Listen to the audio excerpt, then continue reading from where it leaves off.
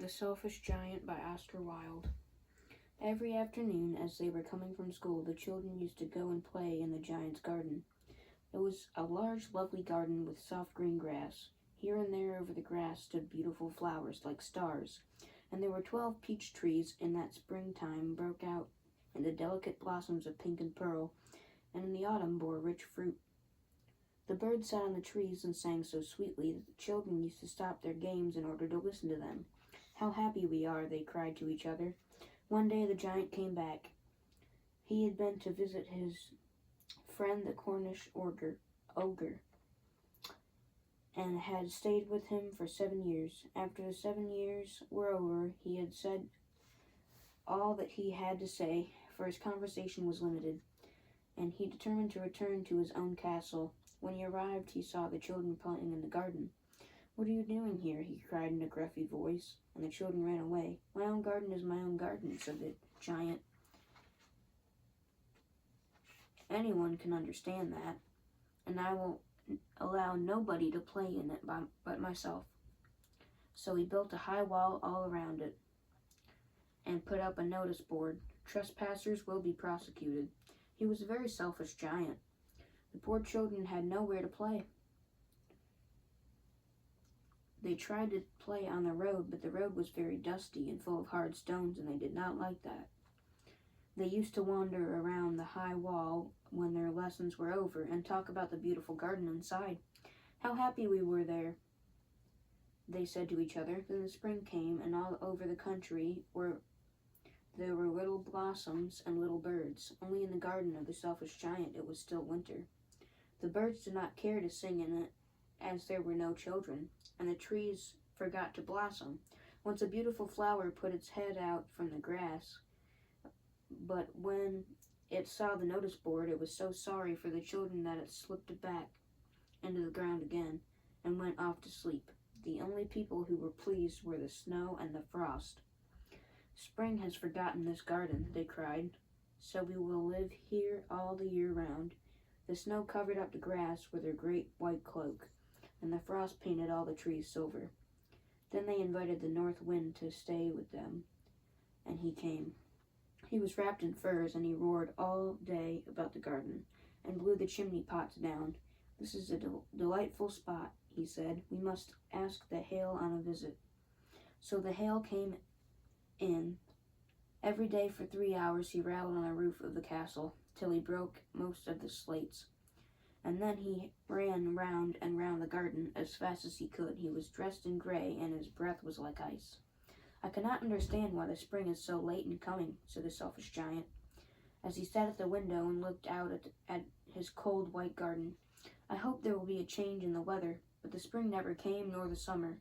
The autumn gave golden fruit to every garden, but to the giant's garden she gave none. "He is too selfish," she said.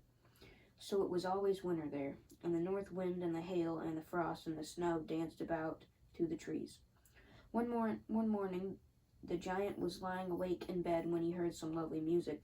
It sounded so sweet to his ears that he thought it must be the king's musicians passing by. It was really only a little linnet singing outside his window, but it was so long since he had heard a bird sing in his garden that it seemed to him to be the most beautiful music in the world. Then the hail stopped dancing over his head, and the north wind ceased roaring, and a delicious perfume came to him through the open casement. "I believe the spring has come at last," said the giant, and he jumped out of bed and looked out. What did he see? He saw a most beautiful sight. Through a little hole in the wall, the children had crept in, and they were sitting in the branches of the tree. In every tree that he could see, there was a little child, and the trees were so glad to have the children back again, and they had covered themselves with blossoms, and were waving their arms gently above the children's heads. The birds were flying about and twittering with delight, and the flowers were looking up through the green grass and laughing. It was a lovely scene. Only in one corner it was still winter. It was the farthest corner of the garden, and in it was standing a little boy. He was so small that he could not reach up to the branches of the tree, and he was wandering all around it, crying bitterly. The poor tree was still covered with frost and snow, and the north wind was blowing and roaring above it. "Climb, little boy," said the tree, and it bent its branches down as low as it could, but the boy was too tiny. The giant's heart melted as he looked out. "How selfish I have been," he said. "Now I know why the spring would not come here. I will put the little boy on the top of the tree, and then I will knock down the wall, and my garden shall be the children's playground forever and ever." He was really very sorry for what he had done, so he crept downstairs and opened the front door quite softly and went out into the garden. But when the children saw him, they were so frightened that they all ran away, and the garden became winter again. Only the little boy did not run, for his eyes were so full of tears that he did not see the giant coming. And the giant stole up behind him and took him gently in his hand, and put him up into the tree, and the tree broke at once into blossom. And the birds came and sang on it, and the little boy stretched out his 2 arms and flung them around the giant's neck and kissed him.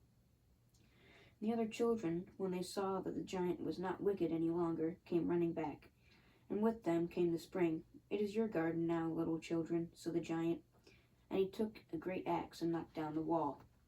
And when the people were going to market at 12 o'clock, they found the giant playing with the children in the most beautiful garden they had ever seen.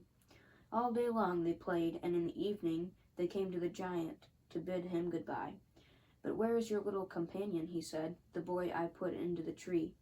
The giant loved him the best because he had kissed him.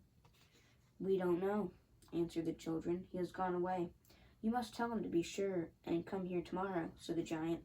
But the children said that they did not know where he lived and had never seen him before, and the giant felt very sad. Every afternoon when school was over, the children came and played with the giant, but the little boy whom the giant loved was never seen again. The giant was very kind to all the children, yet he longed for his first little friend, and often spoke of him. "How I would like to see him," he used to say.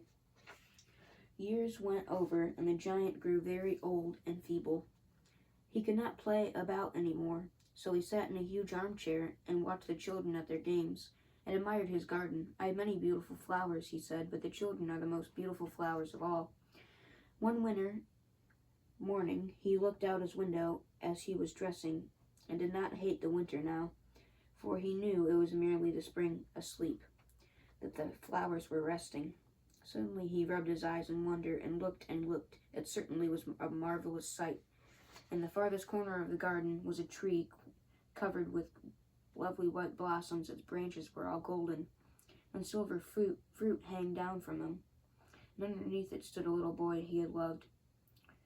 Downstairs ran the giant in great joy, and out into the garden. He hastened across the grass and came near to the child.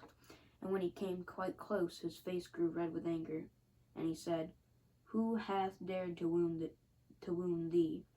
For on the palms of the child's hands were the prints of 2 nails, and the prints of 2 nails were on the little feet.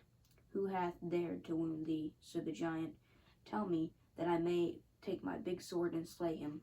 "Nay," answered the child, "but these are the wounds of love." "Who art thou?" said the giant, and a strange awe fell on him, and he knelt before the child, and the child smiled on the giant and said to him, "You let me play once in your garden. Today you shall come with me to my garden, which is paradise." And when the children ran in that afternoon, they found the giant lying dead under the tree, all covered with white blossoms.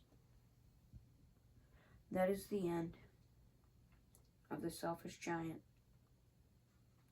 These are short stories, so I will be reading a lot.